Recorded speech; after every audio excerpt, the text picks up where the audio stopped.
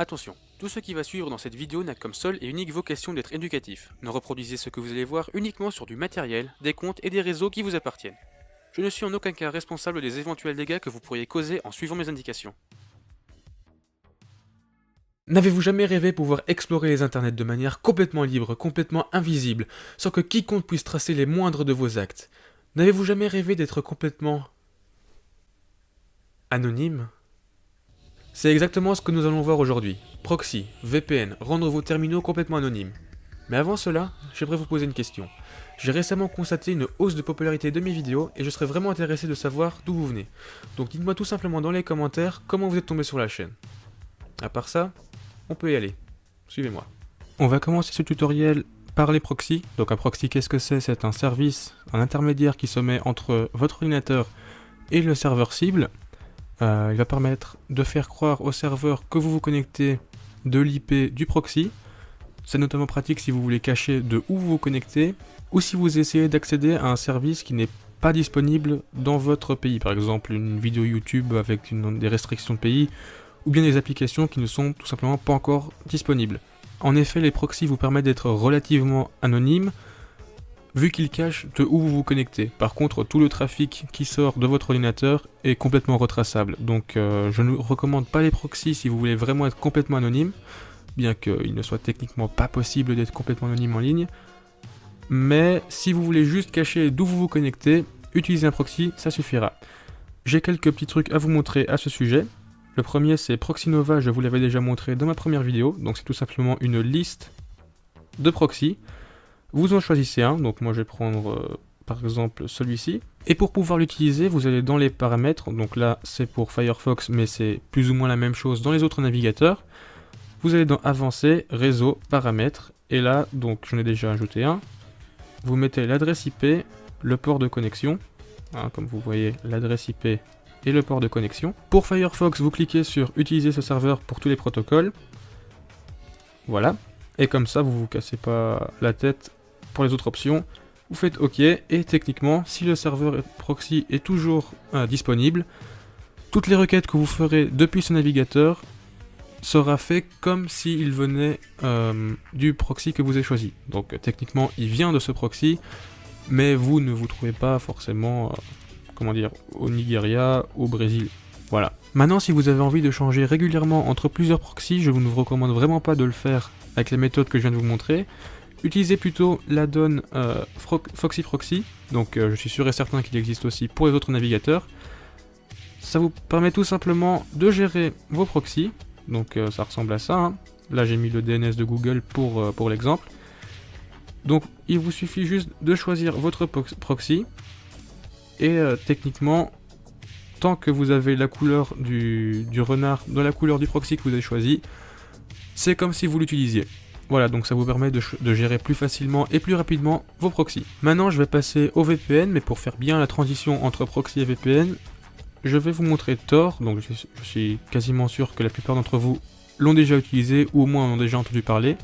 Donc Tor, c'est un navigateur qui vous permet de naviguer de manière anonyme, donc il utilise des combinaisons de proxy et de VPN, c'est pour ça que je le mets au milieu, vous voyez la transition super clean. Et donc une fois que vous téléchargez Tor, donc il suffit juste de le télécharger pour la version de votre système d'exploitation, il vous permettra d'être anonyme quand vous naviguez à travers lui.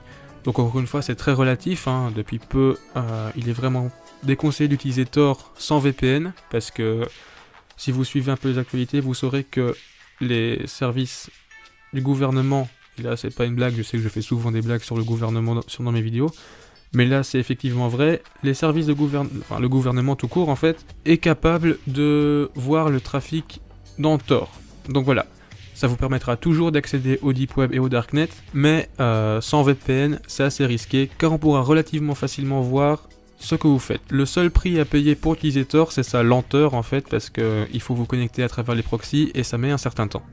Donc j'ai 3 VPN à vous montrer. Le premier, c'est celui qui est livré avec Avira, donc l'antivirus. Donc vous voyez, c'est le Phantom VPN, donc vous pouvez décider de le télécharger en même temps que vous téléchargez l'antivirus. Moi je l'ai fait parce que on ne crache jamais sur un VPN gratuit, parce qu'il faut savoir que les bons VPN coûtent un abonnement normalement. Donc là je vais me connecter, donc là la version gratuite ne me permet pas de choisir de où je me connecte, mais j'ai le droit à 500 MO de trafic par mois. Donc là vous voyez, j'ai lancé la connexion au VPN.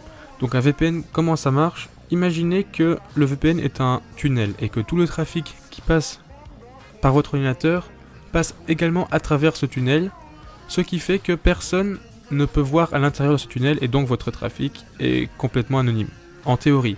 Parce qu'il ne faut pas oublier, c'est également comme les proxys, la personne qui détient le proxy ou le VPN est techniquement capable de voir tout ce que vous faites.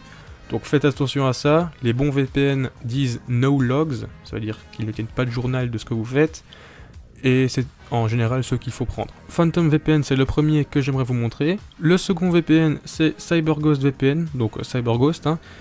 Il a également une version gratuite, par contre, encore une fois, vous ne pouvez pas décider de où vous vous connectez, et pour le moment, il y a une file d'attente de plusieurs minutes avant chaque connexion. Donc si jamais vous voulez utiliser un VPN gratuit pour voir si ça vous convient, ce n'est pas de refus. Par contre, ça devient rapidement frustrant de devoir attendre à chaque fois que vous le démarrez. J'ai découvert le dernier VPN que j'aimerais vous montrer dans le chat que j'ai avec les personnes qui suivent mes vidéos. Donc de la part d'un abonné, merci à lui. Il s'agit d'ExpressVPN, donc celui-ci il a une période d'essai gratuite de 30 jours. Et également, il ne tient pas de log. Donc c'est vraiment le plus important quand vous utilisez un VPN, faites très attention à ce qu'ils disent no log. C'est une garantie plus ou moins sûre que les personnes qui ont ce VPN n'enregistrent pas ce que vous faites. Donc voilà, les VPN couvrent l'intégralité du trafic qui sort de votre ordinateur. Par contre, si vous ne voulez pas payer pour un VPN et que vous voulez quand même utiliser des terminaux dans Kali Linux par exemple, plus ou moins anonymes, il y a moyen de faire passer le trafic qui sort de ce terminal par un proxy. Et c'est la dernière étape de ce tutoriel. Donc pour cette dernière étape qui va consister à rendre vos connexions par terminal plus ou moins anonymes, on sera encore une fois sur Proxinova, on choisit un proxy, donc moi je crois que j'ai choisi celui-ci, juste ici, et il y a une seule commande à entrer, donc c'est export http://proxy est égal à, et puis entre guillemets, le proxy et son port. Donc moi j'ai déjà entré la commande, vous faites entrer, et maintenant pour voir si votre connexion passe effectivement par cette IP, vous pouvez entrer la commande curl qui vous permet donc, expliqué grossièrement, de lire des réponses d'un site internet, et je vais aller sur icanhasip.com. Et vous pouvez voir la réponse, c'est que la connexion passe effectivement par ce proxy. Donc là je crois que c'est quelque part à Singapour. Voilà, donc c'est tout ce que j'avais à vous apprendre sur l'anonymité. Donc on avait les proxys, les terminaux qui passent par un proxy, les VPN et Tor qui est un mélange des deux. N'oubliez surtout pas que les proxys et les VPN appartiennent à quelqu'un, c'est-à-dire que si votre connexion passe par un proxy ou un VPN de quelqu'un de mal intentionné, il pourra très facilement voler vos mots de passe et en général voir tout votre trafic internet. Voilà, donc n'oubliez pas pour les VPN le no log et de préférence utilisez un proxy où vous êtes quasiment sûr qu'il ne vous arrivera rien. C'est tout pour moi pour aujourd'hui, et sur ce, merci d'avoir regardé la vidéo.